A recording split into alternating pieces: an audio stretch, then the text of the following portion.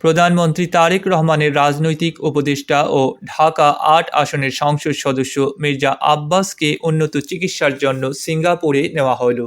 রোববার ১৫ মার্চ বেলা ১১টা ২৫ মিনিটে মির্জা আব্বাসকে বহনকারী এয়ার অ্যাম্বুলেন্স ঢাকার হজরত শাহজালাল আন্তর্জাতিক বিমানবন্দর ছেড়ে যায়।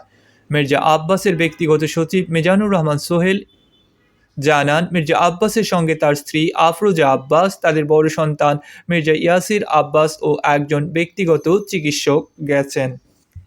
এর আগে সকাল ৯টা ১০ মিনিটে মির্জা আব্বাসকে নেওয়ার জন্য এয়ার অ্যাম্বুলেন্সটি ঢাকা এসে পৌঁছায়। বিএনপি স্থায়ী কমিটির সদস্য মির্জা আব্বাস বুধবার ১১ মার্চ সন্ধ্যায় অসুস্থ হয়ে জ্ঞান হারালে তাকে রাতেই বসুন্ধরার এভার কেয়ার হাসপাতালে ভর্তি করা হয়। তার চিকিৎসায় মেডিকেল বোর্ড গঠন করা হয়। এরপর তার মস্তিষ্কে ২টি অস্ত্রোপচার করা হয়। শনিবার ১৪ মার্চ সকালে মির্জা আব্বাসের মস্তিষ্কের সিটি স্ক্যান করা হয়, যার প্রতিবেদন ভালো এসেছে বলে জানান বিএনপির স্বাস্থ্য বিষয়ক সম্পাদক রফিকুল ইসলাম। প্রধানমন্ত্রী তারেক রহমান নিয়মিত বিএনপির এই জ্যেষ্ঠ নেতার শারীরিক অবস্থার খোঁজ রাখছেন। ডেস্ক রিপোর্ট, আধুনিক কাগজ।